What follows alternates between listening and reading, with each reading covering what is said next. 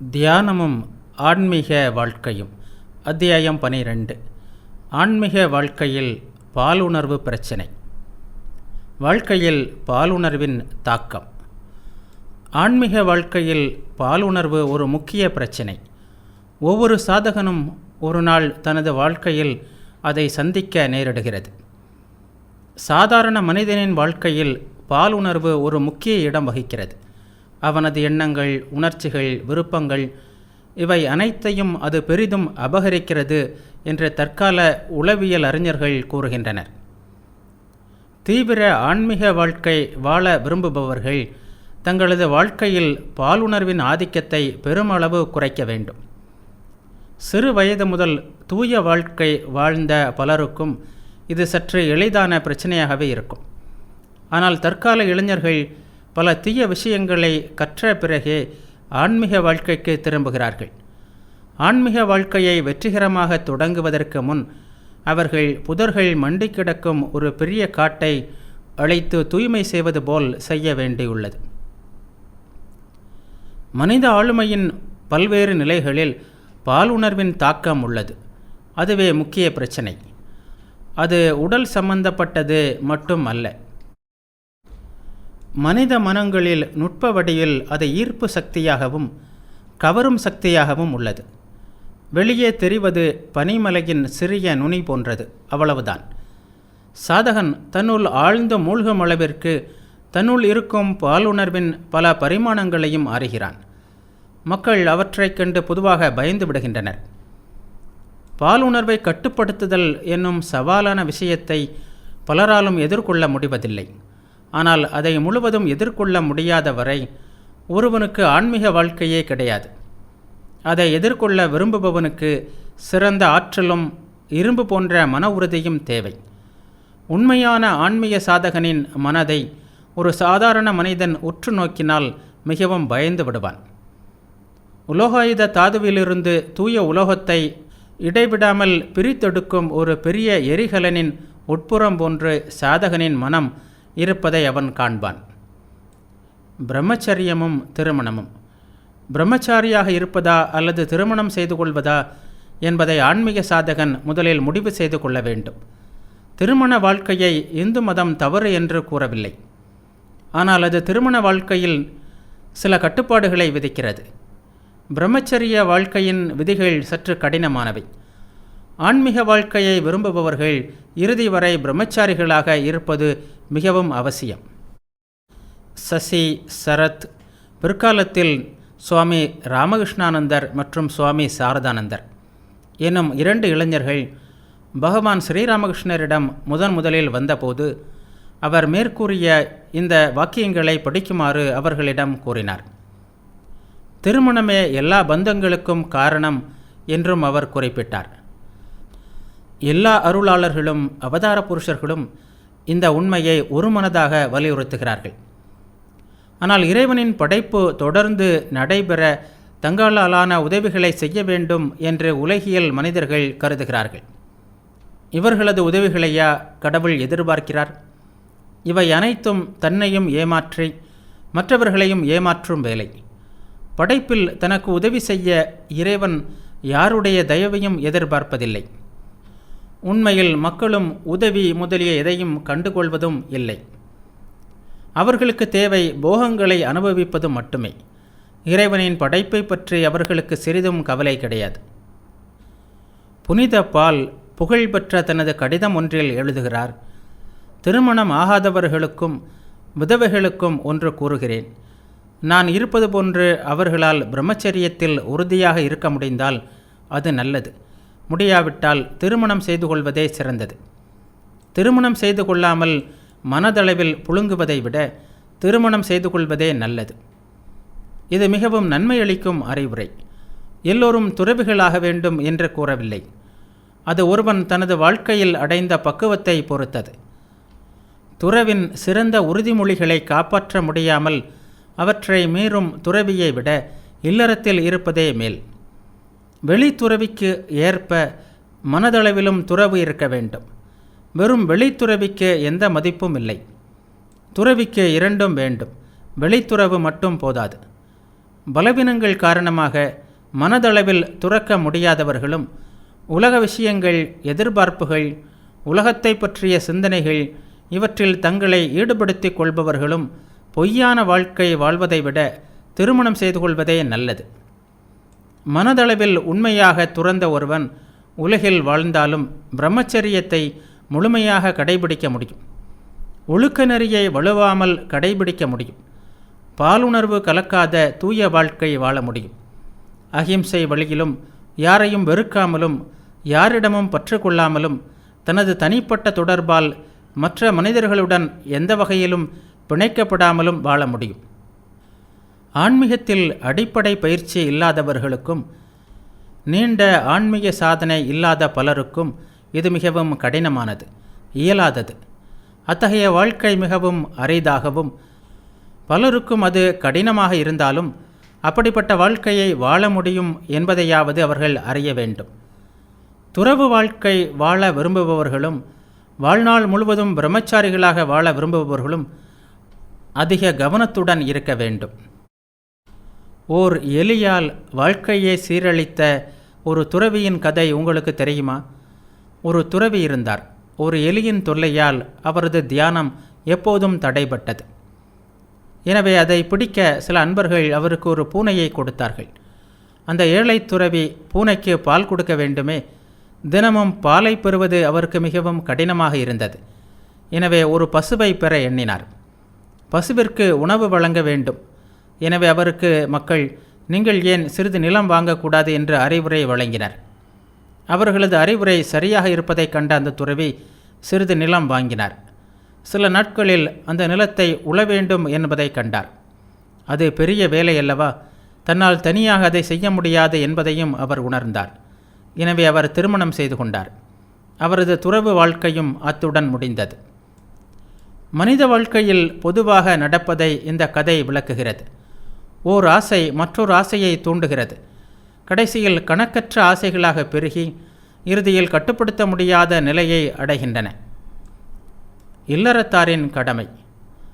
உயர்ந்த ஆன்மீக பாதைகள் அனைத்திலும் பிரம்மச்சரியத்திற்கு முக்கியத்துவம் கொடுக்கப்பட்டுள்ளது.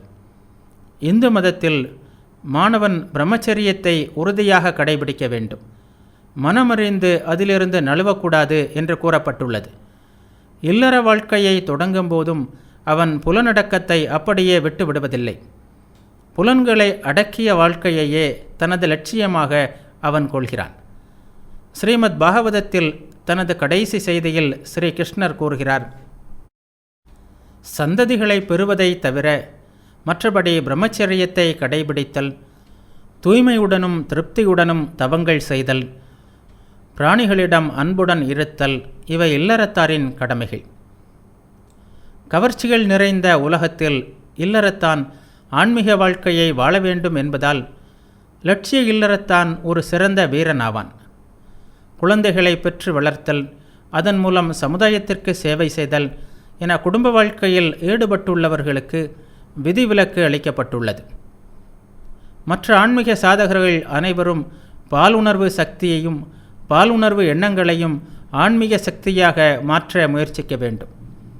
அது உறங்கும் ஆன்மீக உணர்வை எழுப்பி அதை உயர் உணர்வு மையங்கள் வழியாக பாய செய்ய உதவுகிறது. அதுவே சாதகனுக்கு புதிய ஞானத்தையும் அருளையும் அளிக்கிறது. திருமண வாழ்க்கையில் பூரண பிரம்மச்சரியத்தை கடைபிடிப்பது சாத்தியமில்லை என்பதால் இல்லறத்தாருக்கு விதிவிலக்கு அளிக்கப்பட்டுள்ளது. அதே நேரம் இல்லறத்தார்கள் படிப்படியாக புலனடக்கத்தை பெற வேண்டும் என்பதும் விதிக்கப்பட்டுள்ளது. ஓரிரண்டு குழந்தைகளை பெற்ற பிறகு கணவனும் மனைவியும் சகோதர சகோதரிகளைப் போன்று வாழ வேண்டும் என்று ஸ்ரீராமகிருஷ்ணர் கூறுகிறார். அத்தகைய புலனடக்கத்தை பெற கணவனும் மனைவியும் ஆரம்பத்திலிருந்தே மிகவும் முயற்சிக்க வேண்டும். திருமண பந்தத்தை கடந்த உறவுகள் மூலம்தான் தீய ஒழுக்கம் ஏற்படும் என்பது அல்ல. மற்றவர்களிடம் தீய ஒழுக்கம் கொள்வது போல் ஒருவன் தனது மனைவியிடமும் கொள்ள முடியும்.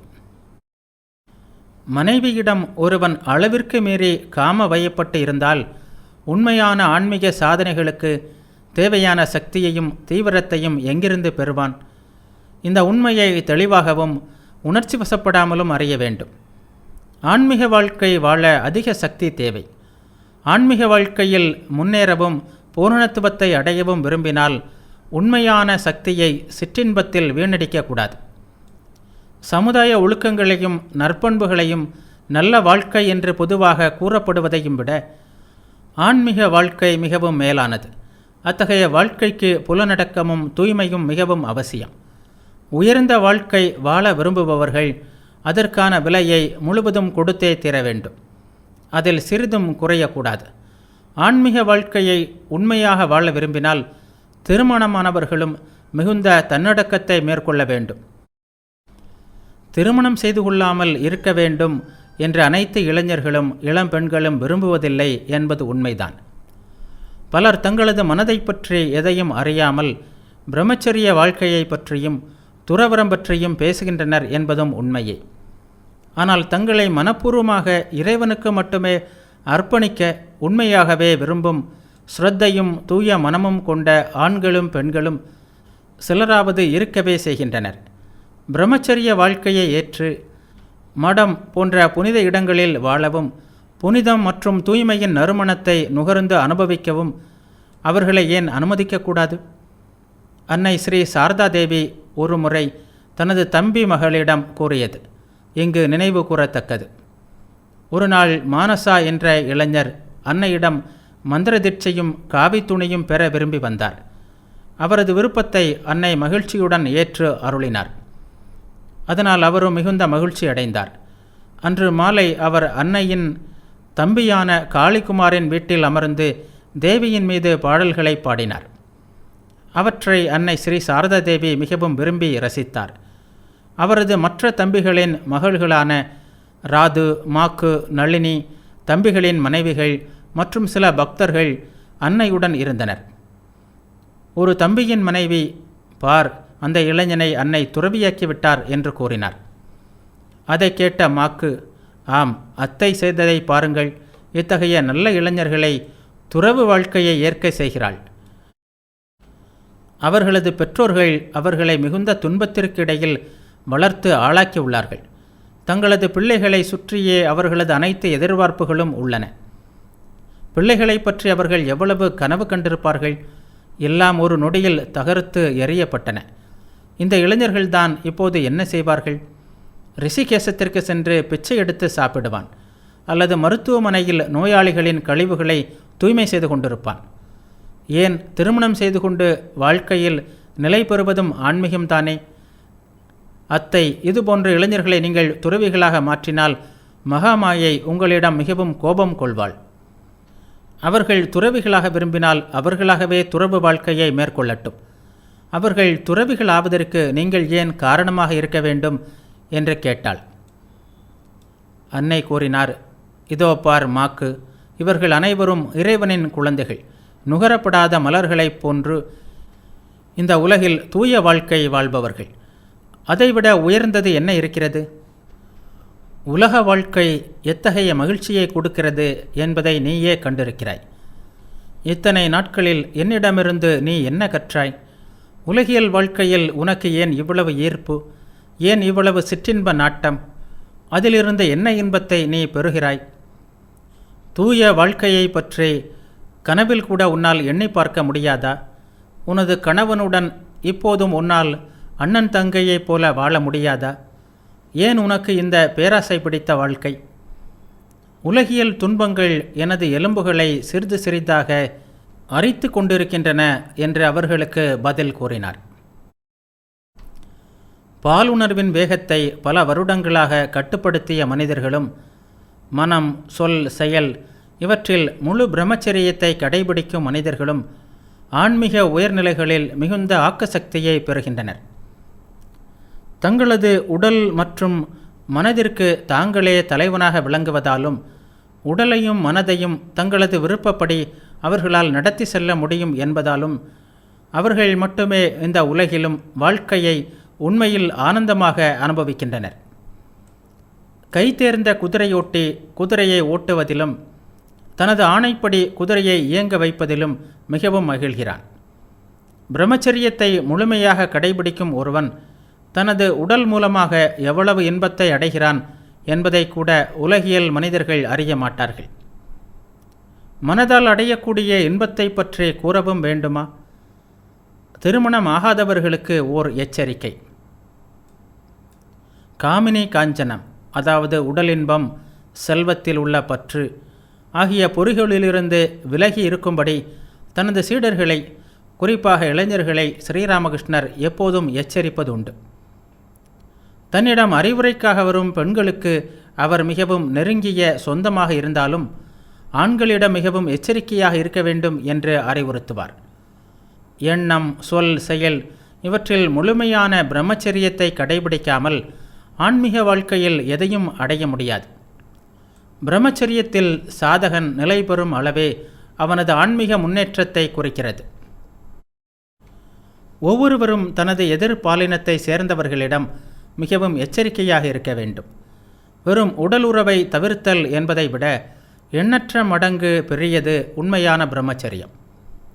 திருமணமாகாத ஆண்களும் பெண்களும் யாராக இருப்பினும் தங்களது எதிர்பாலினத்தவரின் நட்பை தவிர்க்க வேண்டும். அவர்கள் பாலுணர்வுக்கு எதிரான கருத்துக்களையே எப்போதும் முழு மனதுடன் சிந்திக்க வேண்டும். குறிப்பாக ஆன்மீக வாழ்க்கையின் தொடக்கத்தில் பலருக்கும் பாலுணர்வு மேலோங்கி வலிமையுடன் வளர்கிறது. நீரும் உரமும் மண்ணும் இட்டால் நாம் வளர்க்க எண்ணிய செடிகளுடன் களைகளும் நன்கு வளர்கின்றன. முளைக்கும் போதே அவற்றை நீக்க வேண்டும். இல்லாவிட்டால் அவை நல்ல செடிகளை சூழ்ந்து அழைத்துவிடும். எனவே சாதனைகளின் ஆரம்ப காலங்களில் யாருடன் பழகுகிறோம் என்பதில் மிகவும் கவனமாக இருக்க வேண்டும். இதுபோன்ற அறிவுரைகள் அனைத்தையும் கடந்த உயர்ந்த நிலையில் மிகவும் வலிமையுடன் இருப்பதாக ஒருபோதும் எண்ணிவிடாதே. எவ்வளவு தூயவர்களாக இருந்தாலும் எதிர்பால் இனத்தவர்களுடன் நேரத்தை கழிப்பதை தவிர மனம் முழுமையாக அடங்கி அது உன்னில் ஒரு முழு மாற்றத்தை ஏற்படுத்தாத வரை மன ஒருமைப்பாடு பாலுணர்வை பற்றிய எண்ணங்களை தூண்டுகிறது. வெளிப்பார்வைக்கு எந்த பாதிப்பையும் ஏற்படுத்தாதது போன்று தோன்றும் மன எண்ணங்களை உயிரோட்டத்துடன் அது நமது கண்முன்னே நிறுத்துகிறது. வெளிப்பார்வைக்கு எந்த பாதிப்பையும் ஏற்படுத்தாதது போன்று தோன்றும் உணர்ச்சிகளை ஆழ்ந்த பற்றாகவும் அது மாற்றுகிறது. பாலுணர்வின் எழுச்சி உடல் சம்பந்தப்பட்டதாக மட்டுமே இருக்க வேண்டிய அவசியமில்லை. சூட்சுமமான ஈர்ப்புகளும் சூட்சும வடிவில் தோன்றும் தூண்டல்களும் தூலமானவற்றை விட மிகவும் தீங்கிழைப்பவை. ஏனெனில் தூல வடிவ தூண்டுதல்களை அறிவது போன்று சூட்சும தூண்டுதல்களை ஆரம்ப நிலை சாதகனால் அறிய முடியாது. இந்த விஷயங்களில் சாதகர்களிடம் இருக்கும் கவனக்குறைவை பல நேரங்களிலும் நான் கண்டிருக்கிறேன். அதனால் பலரும் துன்பத்தையே அடைந்துள்ளனர். நண்பர்களை தேர்ந்தெடுப்பதில் கவனக்குறைவாக இருப்பதால் ஏற்படும் விளைவுகளை விளக்கும் நகைச்சுவை கதை ஒன்று உள்ளது. அரேபியர் ஒருவரின் குடிலில் வாயில் வழியாக ஓர் ஒட்டகம் தனது மூக்கை உள்ளே நுழைத்தது. முதலில் அந்த மனிதர் அதற்கு எதிர்ப்பு தெரிவித்தார். ஆனால் அந்த ஒட்டகம், "ஓ, நான் உனது அறையில் ஒரு கண நேரத்திற்கு மட்டுமே எனது மூக்கை நுழைக்கிறேன், வேறு எதுவும் இல்லை" என்றது. ஆனால் உண்மையில் அது மெதுவாக தனது தலையையும் உள்ளே நுழைத்தது. பின்பு கதவு வழியாக தனது உடல் முழுவதையும் உள்ளே நுழைத்து விட்டது. குடிலில் ஒட்டகம் நுழைவதைக் கண்டு அந்த வீட்டுக்காரர் எதிர்ப்பு தெரிவித்தார். அப்போது அந்த ஒட்டகம், "உனது வீட்டில் நான் இருப்பது உனக்கு பிடிக்கவில்லை என்றால் நீ வீட்டை விட்டு வெளியே செல், நான் போக மாட்டேன்" என்று கூறியது. கடமை, தயை, சேவை என்ற பெயர்களிலும் இன்னும் பிற வழிகளிலும் காமம் சில நேரங்களில் வந்துவிடுகிறது. மனம் தனது உண்மையான நோக்கத்தை நம்மிடமிருந்து மறைத்து நம்மை எப்போதும் ஏமாற்றுகிறது. எண்ணம், சொல், செயல் இவற்றில் முழுமையான பிரம்மச்சரியத்தை கடைபிடிக்காமல் ஆன்மீக வாழ்க்கையில் எதையும் அடைய முடியாது. நமது ஆழ்மனம், அதாவது உணர்வரு மனம், எப்போதும் நமக்கு தீங்கிழைக்கவே செய்கிறது.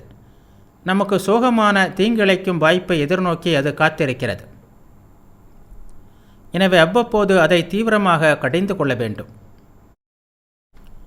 மிகவும் சக்தி வாய்ந்த எண்ணங்களை அதில் பதிய வைத்து அதை கட்டுக்குள் வைத்திருக்க வேண்டும். நீதான் மனதின் தலைவன், மனம் உனக்கு தலைவன் அன்று.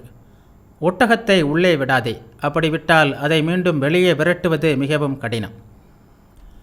ஆண் பெண் தத்துவங்களுக்கு அப்பால் உனது மனதில் பெண்ணை பற்றிய எண்ணம் எழுந்தால் உடனே அந்த எண்ணத்தை அன்னை ஸ்ரீ சாரதா தேவியின் வடிவத்துடன் அல்லது உனது சொந்த தாயின் வடிவத்துடன் சேர்த்துப்பார். மனதில் எழும் பாலுணர்வை உடனடியாக அழித்துவிடு. பெண்களுடன் மனதளவில் இருப்பதையும் அனுமதிக்காதே. தந்திர சாதனைகளில் பெண்களை தேவியாகவும் ஆண்களை சிவனாகவும் காண வேண்டும் என்னும் உபதேசம் உள்ளது. ஆன்மீக வாழ்க்கைக்கு அத்தகைய மனநிலை மிகவும் நன்மை அளிக்கும். ஆச்சாரியர் ஸ்ரீ சங்கரரால் எழுதப்பட்ட சமஸ்கிருத ஸ்லோகம் ஒன்று பின்வருமாறு கூறுகிறது: பார்வதி தேவி எனது தாய், சிவன் எனது தந்தை, சிவனது பக்தர்கள் எனது நண்பர்கள், மூலகங்களும் எனது சொந்த நாடு. இறைவனை தாயாகவும் தந்தையாகவும் காணும் சாதகன் உலகத்தில் எங்கும் பாதுகாப்பாகவே இருக்கிறான். ஆனால் ஆரம்ப நிலை சாதகனால் அவ்வாறு பார்க்க இயலாது. எனவே அவன் எதிர் பாலினத்தவர்களிடம் பேசுவதிலும் பழகுவதிலும் மிகுந்த கவனத்துடன் இருக்க வேண்டும். பாலுணர்வு எண்ணங்களின் தாக்கத்தை எதிர்கொள்ள மற்றொரு சிறந்த வழியும் உள்ளது. பாலுணர்வு என்றால் என்ன என்றே அறியாத ஆண்களையும் பெண்களையும் பற்றி எண்ணிப்பார். அது மிகுந்த நன்மை பயக்கும். தூய்மையான அத்தகைய மனிதர்கள் யாரையும் நீ அறியாவிட்டால் பிறவியிலிருந்தே எல்லா வகையிலும் தூய்மையின் வடிவமாகவே விளங்கும் பகவான் ஸ்ரீராமகிருஷ்ணரையும் அன்னை ஸ்ரீ சாரதா தேவியையும் எண்ணிப்பார். அவர்களை பற்றிய எண்ணங்களை மனதில் தினமும் அசை போட்டு அதை உனது ஆன்மீக சாதனைகளின் ஓர் அங்கமாகவே ஆக்கிக்கொள். உனது மனமும் அகங்காரமும் அத்தகைய தூயவர்களின் தூய பண்புகளை சிறிது சிறிதாக ஏற்று நாளடைவில் முழுமையாக மாறிவிடும். ஆண் தத்துவத்தையும் பெண் தத்துவத்தையும் கடந்து பால் வேறுபாடுகள் இல்லாத நிலையை அடைவதே வாழ்க்கையின் குறிக்கோளாக இருக்க வேண்டும். வாழ்க்கையின் கீழ்நிலைகளில்தான் ஆண் பெண் தத்துவங்களை நாம் காண்கிறோம். உயர்நிலைகளில் பாலுணர்வை பற்றிய எல்லா எண்ணங்களும் மறைந்து விடுகின்றன. ஆச்சாரியர் ஸ்ரீ சங்கரர் மற்றொரு சுலோகத்தில் பின்வருமாறு கூறுகிறார்: ஓ சிவபெருமானே, நீயே எனது ஆன்மா, மலைமகளான தேவியே எனது மனம், எனது பிராணன்களே உமது சேவகர்கள், எனது உடலே நீ வசிக்கும் கோவில், தூல பொருட்களை அனுபவிப்பதே உனது வழிபாடு, எனது உறக்கமே சமாதி நிலை, நடப்பதே உனக்கு பிரதட்சிணம், அனைத்து பேச்சுக்களும் ஸ்தோத்திரங்கள், உனது எல்லா செயல்களும் உனது வழிபாடு. வீரனால் மட்டுமே உண்மையை எதிர்கொள்ள முடியும். ஆன்மீக சாதகனின் வாழ்க்கையில் பால் உணர்வு ஒரு முக்கிய பங்கு வகிக்கிறது. படங்களை பார்த்தாலும் பால் உணர்வு தூண்டப்படக்கூடாது. நான் ஓர் ஆண், நான் ஒரு பெண் என்று எண்ணாமல் இருப்பதன் மூலம் உனது உடல் உணர்வையும் பால் உணர்வையும் முதலில் குறைத்துக்கொள். அப்படி எண்ணாமல் இருக்கும் அளவிற்கு ஒரு புதிய கண்ணோட்டத்தையும் அதனால் ஏற்படும் புதிய விளைவுகளையும் நீ பெறுவாய். தங்களை ஆண்களாகவும் பெண்களாகவுமே எண்ணி பழகிவிட்ட மனிதர்கள் தங்களது உணர்வு முழுவதையும் உடலிலேயே வைத்திருப்பதால் அவர்களுக்கு அத்தகைய விளைவுகள் முதலில் பயங்கர மனக்கலக்கத்தை ஏற்படுத்துகின்றன. அதுபோன்ற மனிதர்களுக்கு இத்தகைய உயர் உண்மைகளை கூறவும் முடியாது. உண்மையின் வீரியத்தை மிகவும் குறைந்த அளவு உண்மையையே கொடுக்க வேண்டும். அதையே அடையக்கூடிய லட்சியமாக அவர்கள் கொள்ளவும் வேண்டும். இந்த விஷயங்களை பொறுத்தவரை முழு உண்மையையும் உண்மையான ஆன்மீக சாதகனுக்கு மட்டுமே கூற முடியும்.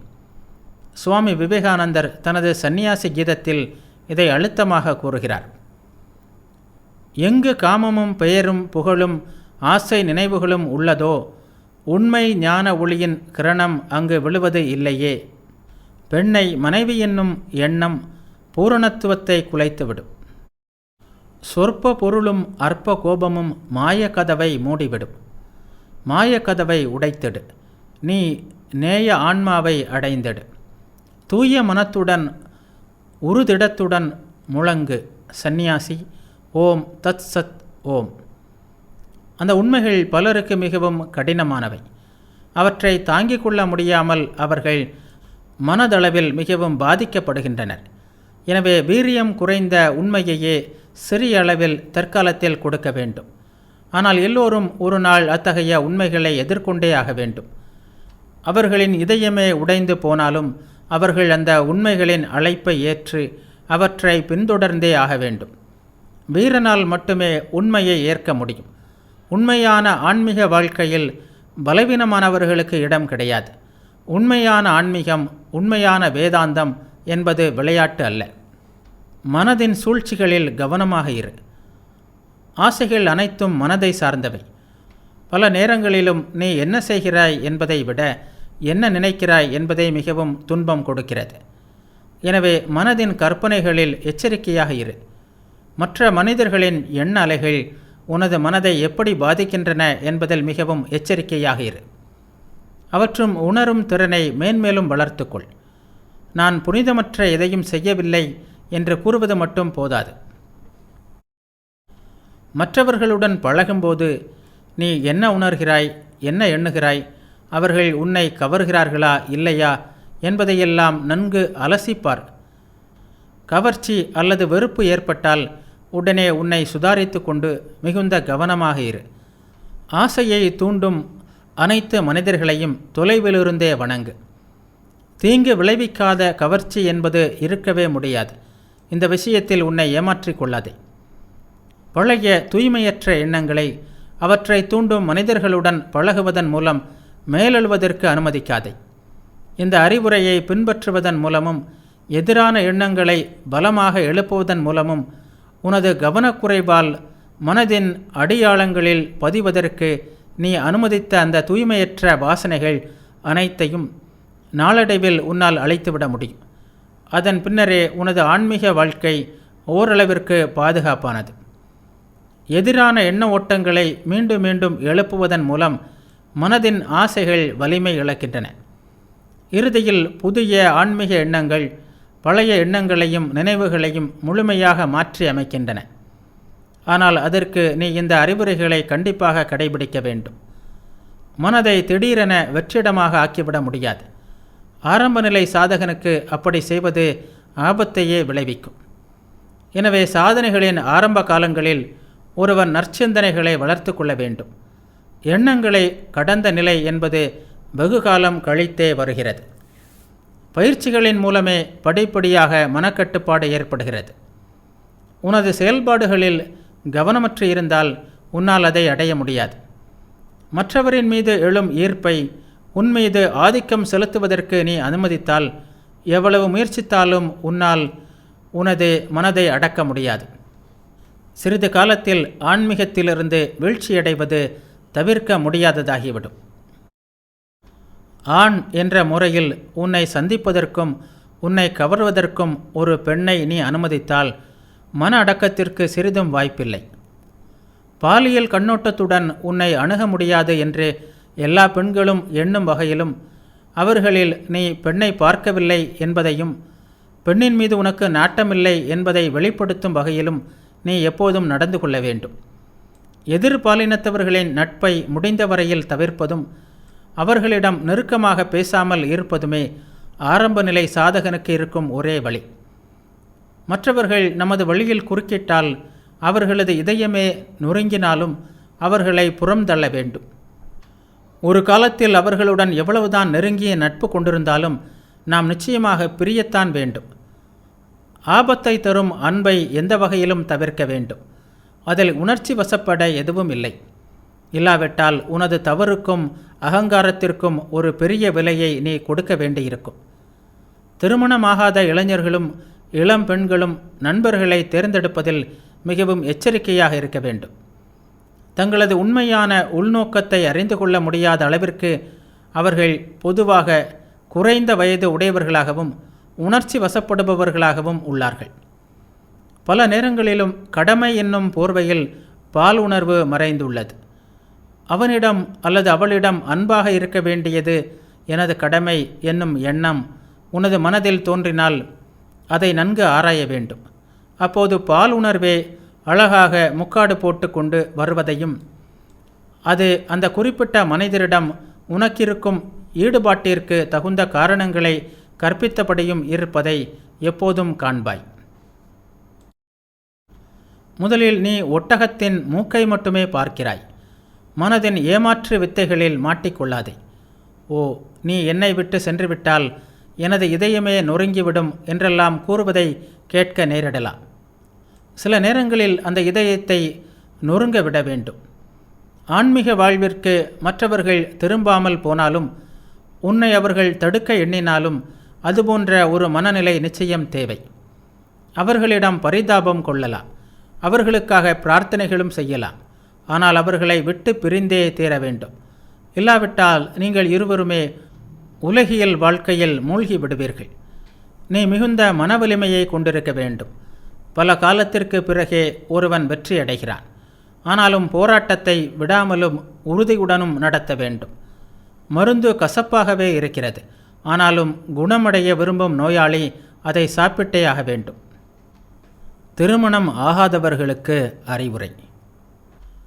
நீ தினசரி சந்திப்பவர்களான பாலுணர்வில் மிகுந்த நாட்டமுடைய மனிதர்கள் உனது ஆன்மீக வாழ்க்கையை நீ தீவிரப்படுத்திக் கொள்வதற்கு தடையாக உள்ளனர்.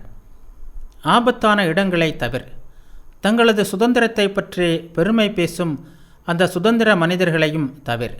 அத்தகைய சுதந்திரம் மோசமான அடிமைத்தனமே, வேறெதுவும் இல்லை.